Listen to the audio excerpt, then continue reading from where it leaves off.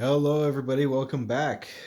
Bet you're noticing kind of a change of scenery here, and that's because my current filming space is being used as sort of a workshop. I'm building and painting some Centaurs back there, so we're gonna have some new additions to the Beastmen that I made over my time at school getting my CDL.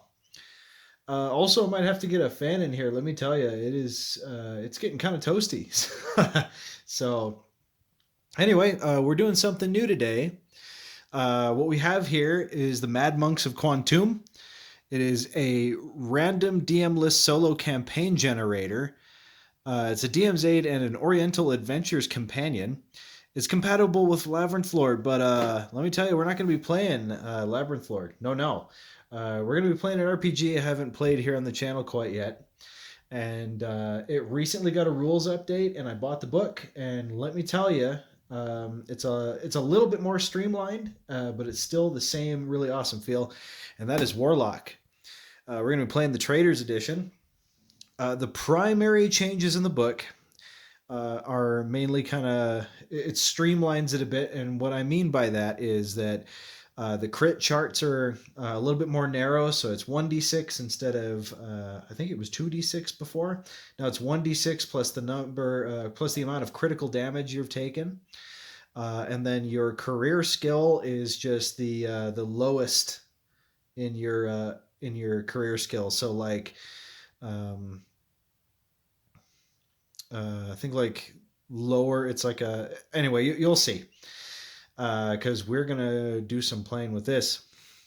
So this system uses only d20s and d6s, which sometimes are d3s.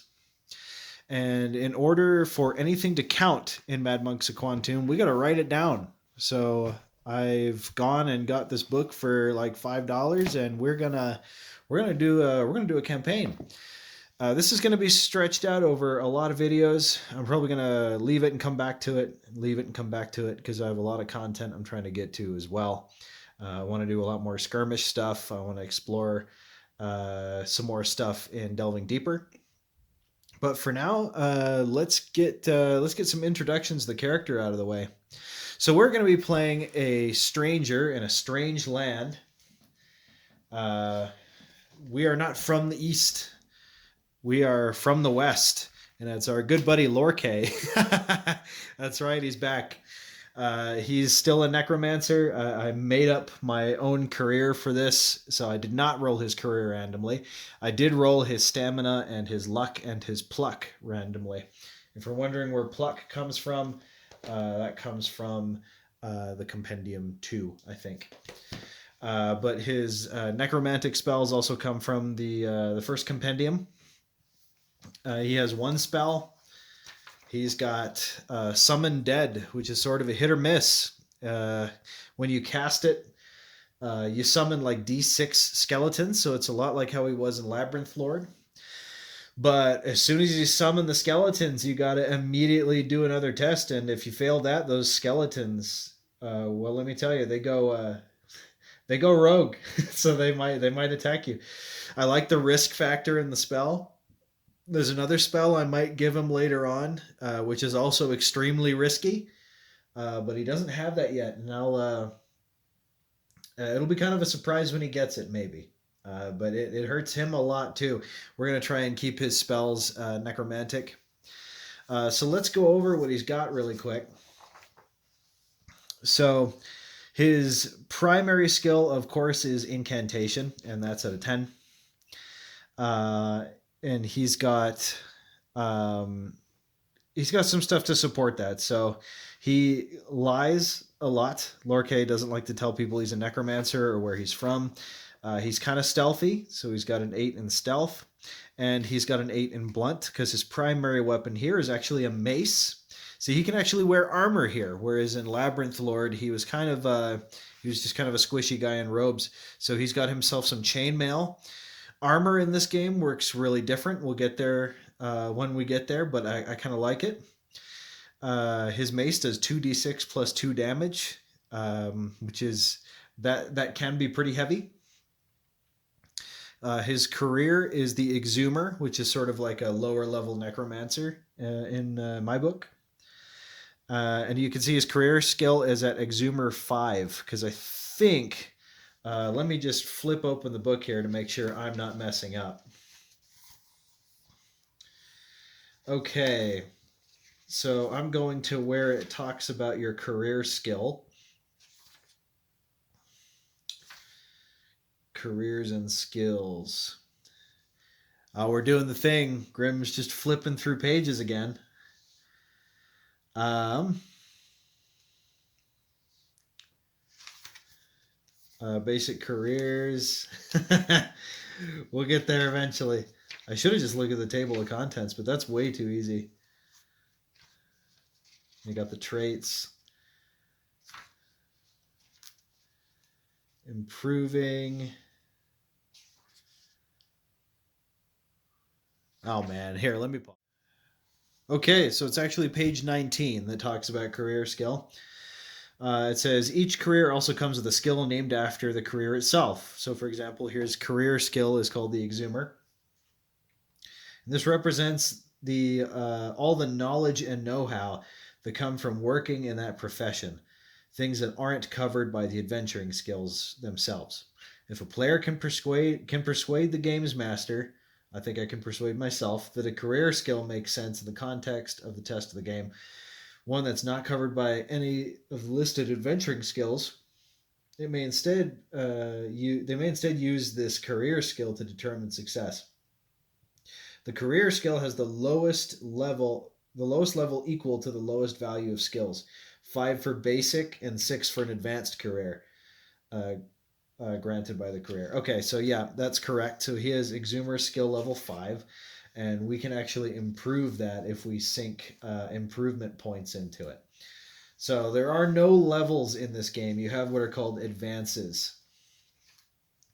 And so at points determined by the games master, typically at the end of each session, characters are granted between 1 and 3 advances. So we would just roll a d3. These can be used to increase levels of skills associated with the character's current career, as described below. Each career shows the adventuring skills associated with it. These are the skills that may be improved in that character. Each advance granted by the games master increases one skill in the career by up to 1, as shown by the maximum. Also, the level of the career skill changes as the character gains skills in the current career. Remember that the career skill has a value which is an average of the skill levels in all skill. Oh, that's left over. They didn't take that out. So yeah, it gives you contradictory rules there. Anyhow, I'm gonna say it's the lowest one. So uh, if we can improve all the lowest ones, then maybe that'll go up. Or maybe I'm just misunderstanding that. Anyhow, uh, he's got traits which is calm, pessimistic, and forlorn. Um, okay, so I actually rolled a talent for him as well. He has prophetic dream. So once a session, uh, if a roll fails, we can test luck. If we succeed, if we succeed the luck test, then we can succeed the initial roll. And his misfortune is that he's seen things. He's been to the fortress city, and he's seen some terrible stuff in there. Anyhow, so that's the character. Let's go ahead and get started on our adventure then. Some say the gods expelled the grotesque and weak from their ranks at the beginning of time, denying them entrance to the lofty heavens. Demons, all of them, they fled to remote places where they had palaces built, in which they could dwell and prosper in the glittering shadows. And that among these places, the 1001 pagodas of doom and the Yellow Springs Island are supreme, sheltering countless horrors and ghosts. Some others, lacking imagination, or viewing existence from a more pragmatic standpoint, say that the 1001 pagodas of doom are what is left of a bygone, sprawling city, now left to be haunted by thieves, lovers, and children of the night.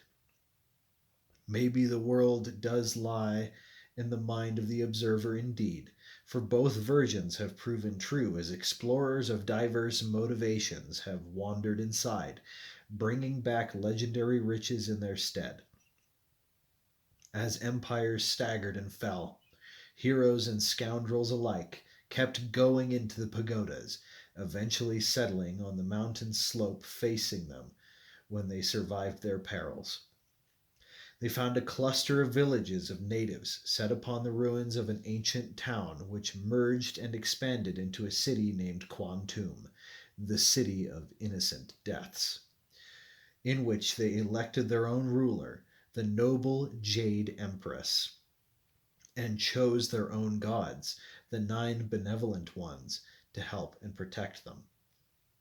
Whilst most have now put their explorations to an end and have chosen a peaceful trading life, dealing delicate antiques, adventurers still flock to Kwantoom before their expeditions. Naturally, many merchants have found a way to make the most of it, selling wares, expensive entertainments, armors, weapons, and supposedly magic charms to the unwary. Everywhere, beggars and charlatans try and earn their share of loot, and mercenaries wander about looking for opportunities to get into the pagodas and seize an opportunity for wealth and blood. It's into this setting that our friend Lorke is going to drift in on a boat. So this is the Yellow Springs Island.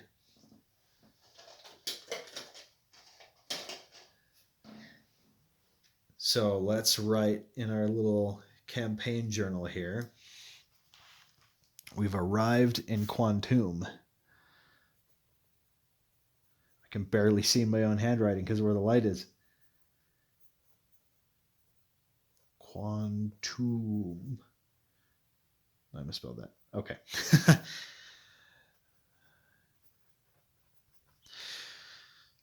Okay. So when we're starting this adventure, we're alone. It actually recommends doing a party, and I've talked about doing this before back in the back in the Merkborg game, where I sort of lamented being alone, except for my little dog, which would be kind of fun if we had that, but we do not. So instead, we're going to have to try and find some friends here in Kwantoom. And I don't know where we start. Let me pause for a second, and I am going to try and determine where we start in the city.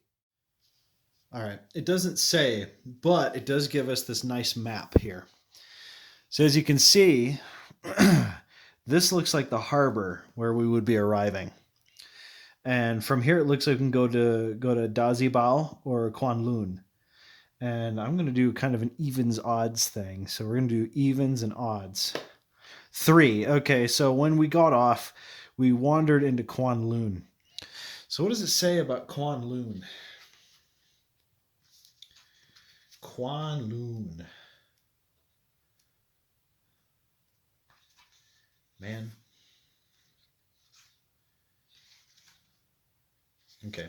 So it has like lists of stuff we can do here in the city. On a roll of a 1 or a 2 on a d6, there is a that means that there is something that can happen. Okay, Kwanloon. This is the eating, drinking, and sleeping district. Oh no, wait. No, that's the cost. Eating, drinking, and sleeping in Kwanloon cost 4 silver pieces per day. We have 9 silver, so we better get some recruits and get out of here quick and get into the 1001 pagodas. That, after all, is the reason Lord Kate's here in the first place. He's kind of here for a fresh start in a fresh place and a culture he's never seen. So as a result of him being a foreigner, though, he's actually at a -2 interacting with people. They are very suspicious of foreigners. All right, so first of all, let's go ahead and see if any events happen. 6. Okay, so no events happen. Um, so now we get to check for. Now we get to check for. I think we're gonna look for a mercenary first. Yeah, that seems like a good idea. We're kind of equipped. We do have some stuff with us, but we want some people here. Mercenaries. Okay, so we can roll. We need to roll percentiles. Um, and we need to roll some percentiles, and that's going to show us the kind of person we run into here in Kwantoom. So he's looking around. Lorque is sort of like this. He's sort of a pale, forlorn-looking guy, and he's among these people who view him with suspicion because he's a foreigner. So, okay, so that's availability. So we're gonna search, and we got two different types for 100. I don't get it. How the searching works. Probably because I just skimmed over it again. Okay. Don't give me variant classes. I want to know what.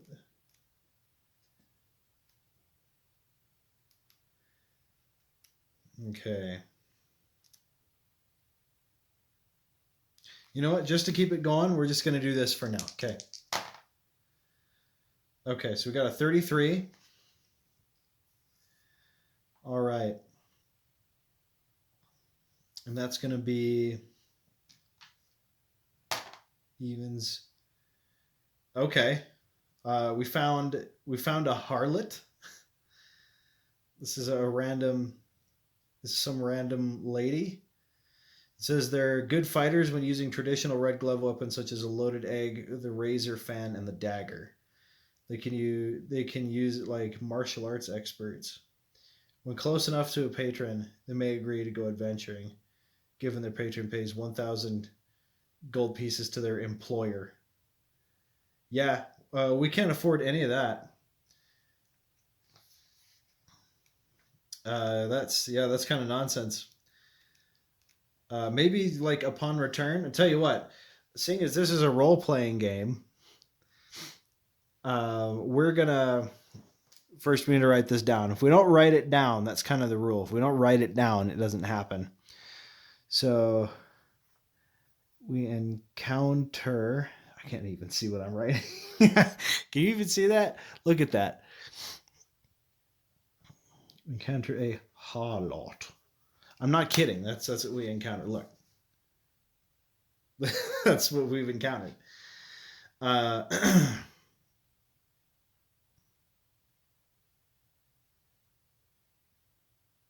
what the?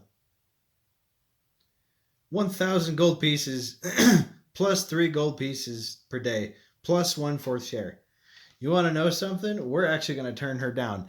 She was interested in going with us because we told her what was going on, and she's like, "Oh yeah, I'll go to the pagodas, but you got to pay my boss." And Lorque says, you get the heck out of here with that. I'm not paying. I think we might end up. This is going to be suicide, but I think we got to go alone. I think we do. I honestly think we do. So instead, I'm gonna see what kind of stuff we can get. Now I'm unfamiliar with monsters here on Yellow Springs Isles, so he's not exactly sure what to get to repel certain monsters. We can buy a spitting cobra. Oh, I'm looking at the wrong thing. That's a place. It's a place called Pang's Slithering Den. Oh.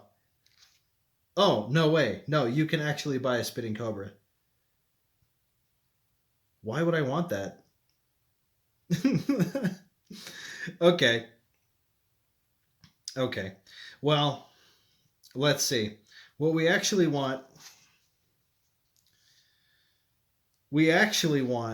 we're going to want like water and stuff.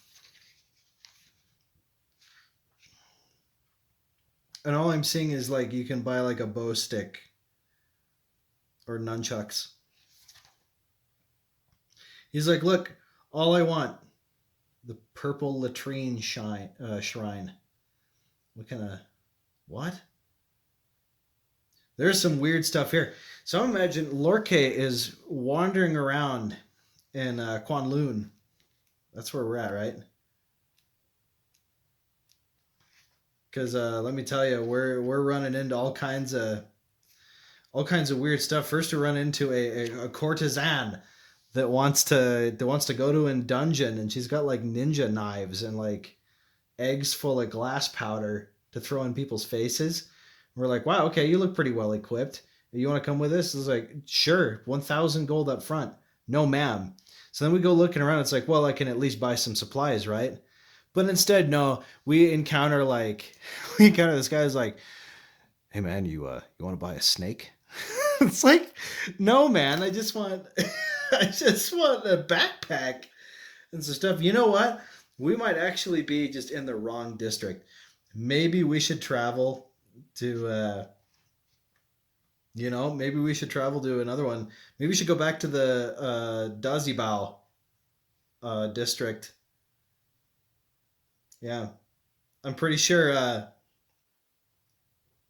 I'm pretty sure there's some better stuff there. I'm not going to look at what's there until we go. So we're going to make our way over there. And of course, we got the 2 in 6 chance of an encounter. That's a 2. Okay, so we have an encounter going on, man. What a chaos-filled day, huh? It's our first day in Kwantoom, and man, hang on.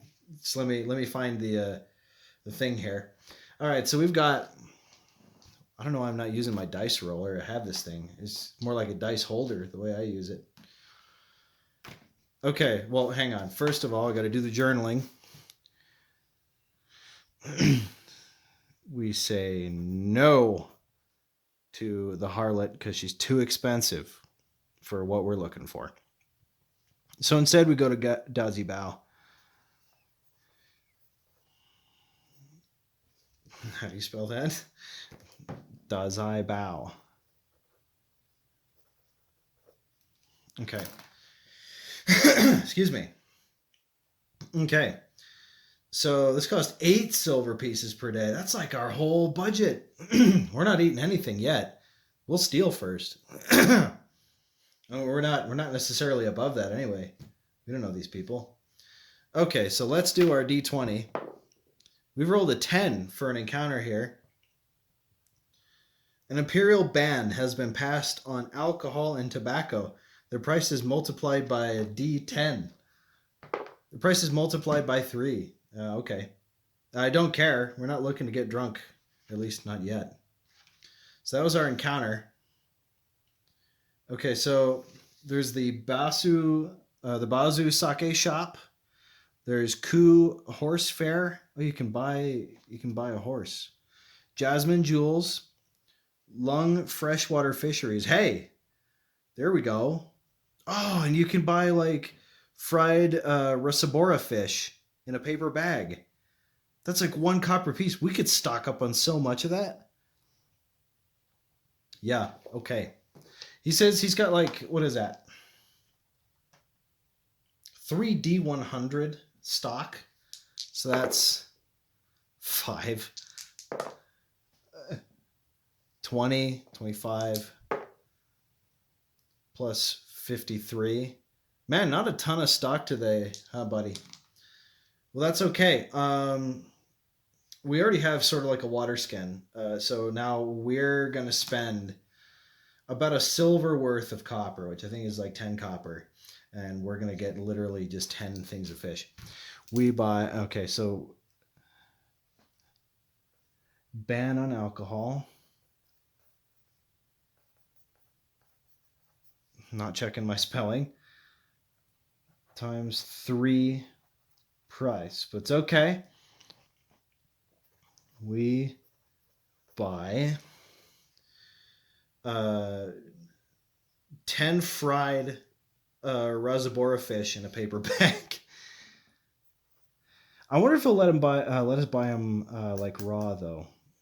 Maybe we can salt them. Okay, so I'm going to give us sort of an even odds chance. Hey, can we get this salted and preserved? That's a 1. No. So, okay, we're just going to have it as is. We buy 10 Rasabora fish. Rasbora fish. We buy 10 Rasbora fish. And you know what? Um, I think we're literally. Oh, yes. Okay, torches. Here we go. A silver piece for a torch. For 5 torches. Okay. Okay, that's nice. Torches are good. We can't see in the dark, and we don't have any magic that can help us see in the dark. So let's go to Onabi Fireflies, who he sells a lot of like candles and torches and lanterns and stuff. It's wow, yeah. Buying torches is easier. So we're gonna spend, man, 9 silver. That's rough. We're down to 8 silver, so we're gonna spend 5 of that on torches. So we have 3 silver left.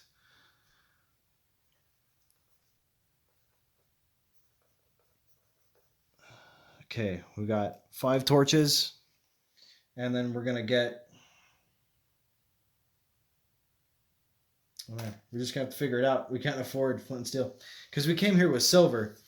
The monetary system in Warlock is a little different. I should probably be using this instead of that, but I kind of like the rough start we're getting. It seems very in character. Like, we spent a lot of our money just to get over here.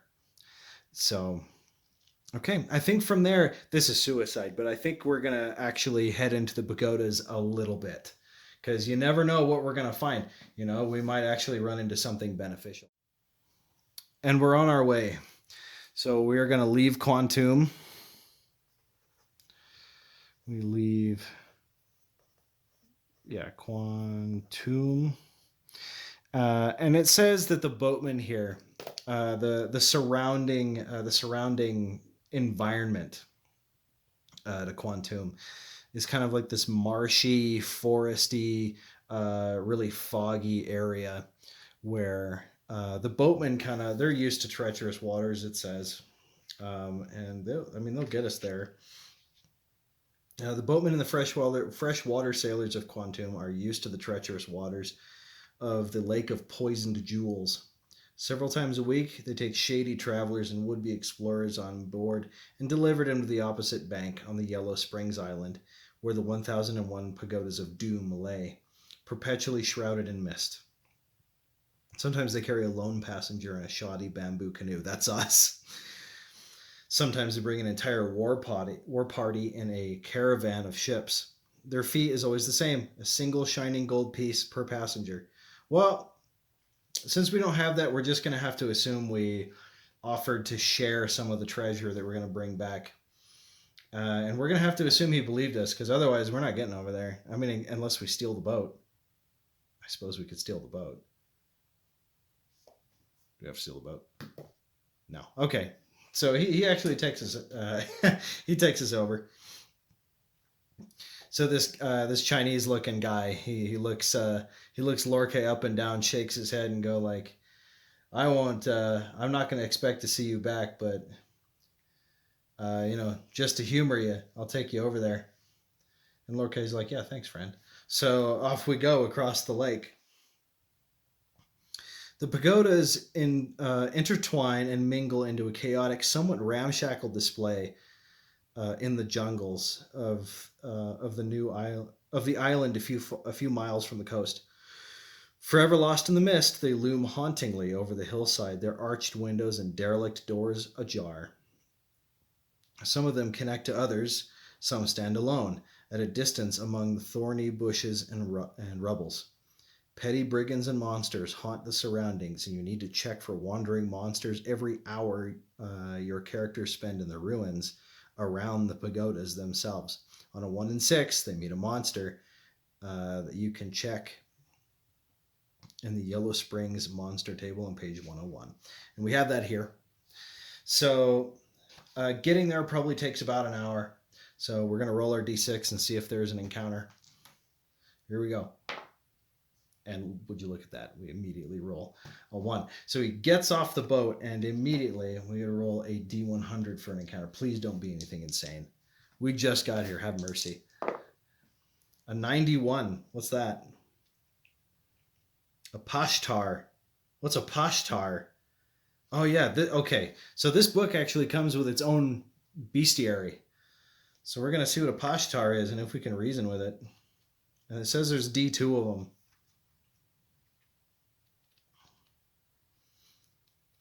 Check this out. It comes in like this nice yellow.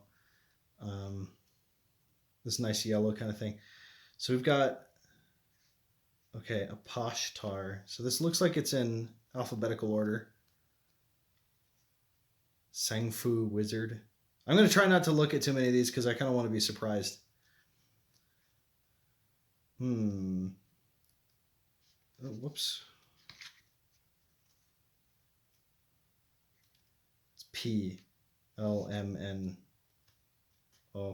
Pashtar. This is neutral evil.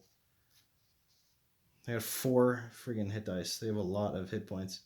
Pashtars are tall, cunning humanoids related to ogres. They can speak orc, ogre, hill giant, gnoll, and common, so we can talk to them. Pashtars are the last scions of a fallen race or crossbreeds of ogre magi and human, as the scholars of Kwantoom say. They live on the outskirts of inhabited places such as cities, castles, and villages, and take slaves whenever they can, both to use them for foraging, building, and hunting, and for eating them. When Pashtars manage to catch children alive, they train and adopt them as their own since their numbers are dwindling, and most of their unions are unfertile, except with hill giant females, who often despise them. They've retained a limited magical power, enabling them to perform a minor illusion cantrips 3 times per day and to cast color spray once a day. So what we're going to do is we're actually going to transfer this monster into the Warlock engine, and I'm going to do that off camera. I'm just going to write this guy up on a 3x5 card, and we're going to see what we can do with the Pashtar. Okay, so here's our Pashtar. I know you can't see that very well. It's because it's written in pencil. This is sort of a converted version of Warlock's Troll. Okay, so it says there's D2 of these things. So on an odd roll, there's 1. On an even roll, there's 2. Of course, there's an even roll, so there's 2 Pashtars. Okay, so I suppose we should roll to see what the Pashtars want. It says that they take slaves a lot. Well, it just says we encounter them. So I guess we could check to see what sort of, what sort of reaction they're going to have to us. So very simply, I think our reaction roll is kind of going to be a D6. Actually, we're going to roll, no, that's if we're going to, okay, so D6. 5 and 6 are the best. 3 and 4 are sort of neutral-ish, and 1 and 2 hostile. They plan to attack or take prisoners. So, of course, we roll a 2. So they're hostile. The dice want to kill me. They want me to die. They don't want us to succeed at all. At all. They want us to die. So I need to write that 2 Pashtars attack. Now, they don't know, or we don't know what they want with us. So they're coming at us. I'm going to say evens. Evens, they want to take prisoners. Odds, they want to just eat us. And that's an odd. They want to eat us. Yep, the dice want to kill us. They want us to die. So what's the move here? We have to roll initiative. So highest roll goes first. Here's the Pashtars. Roll a 1. And we roll a 6. That is really good. So it seems more like the dice want to force us into combat. So our first move is we're going to roll incantation. We are immediately going to summon skeletons because that saved our bacon in the past. So we're going to intone our dark magics. Here we go. Ready? We're going to do an incantation. So how skill rolls work in Warlock is you need to meet or exceed 20. And that means you take your take your d20 roll, and you're going to add your skill. So our incantation is 10. So we need to roll a 10 or above in order to succeed our incantation roll. We roll a 7. So of course we fail, because how the heck else would that go? So we lose 6 stamina, putting us at 13. And I'm going to run. I'm going to run fast. I do not want to fight these guys. So I'm going to try and disappear into the brush. Now, of course, they get their turn. I'm not quite sure how chases in here work. So instead, what I'm going to do is I'm going to do an opposed check. I'm going to do we're going to do some d20 rolls here, because I'm not sure how chases work. So I'm going to do my, let's see, what would this be? Would this be like dodge, or would this be like stealth?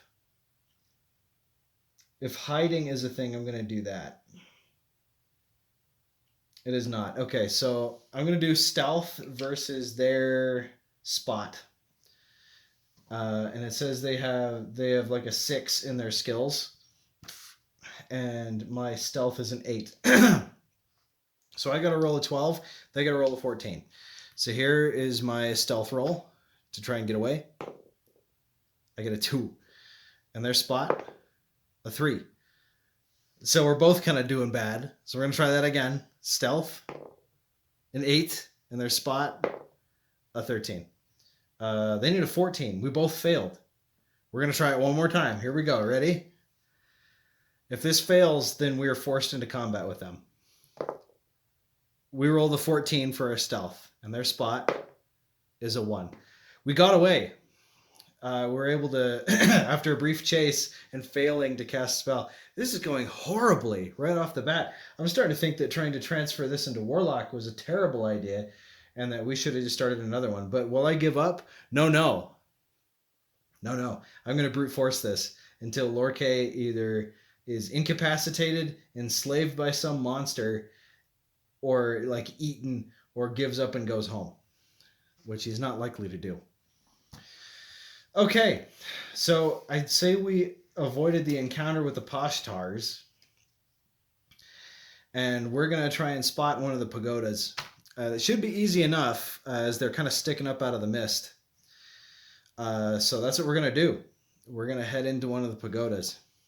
Now, starting next time, I don't have access to any of my graph stuff, so I'm going to have to cut it off here, because I don't have anything to draw this in.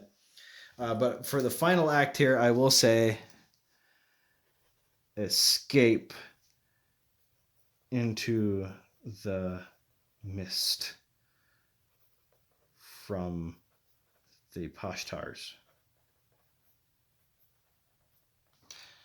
It seems like this is kind of doomed to fail from the beginning, as are most of my RPG ventures. But I want to see some success this next time. I want to see some success. Come on, Lorkay, step it up. I know the sights and sounds are weird and exotic, but you gotta dial it in, my man, because otherwise you're gonna get eaten by weird Asian ogres, and that's no good for anybody. Maybe the guys back in town have the right idea. They're just gonna stick around and be merchants. But no, we are not quite so wise as them. So next time I'm gonna have some graph stuff, these squares, and we're gonna do some proper mapping. As opposed to this time where we just have the words. Again, I would be doing it like that to begin with, except that my table is currently a workbench. So, okay, so that was the beginning of Mad Monks of Kwantoom. A terrible beginning, absolutely terrible.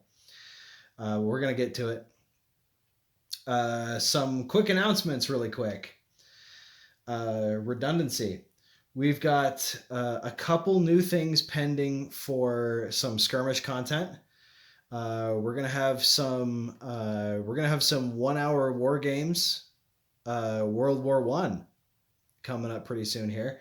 And as per request, we're gonna have some more Gaslight content as well. I just need to get some more stuff built and painted. Maybe I'll do another Mole Men thing, and we'll see how that works out. I'm really excited about some of the new miniatures we painted up.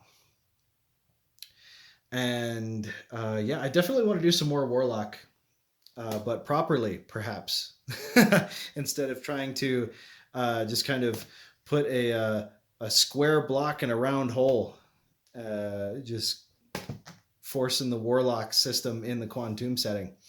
It's easy enough to convert. Actually, I did this. I did this conversion in about 2 minutes because the making monsters for this system is really easy. But anyway, sorry if the video is shorter than normal. It's kind of some weird circumstances. Thanks for watching. We'll see you in the next one. And yeah, that's it. Awkward ending, go.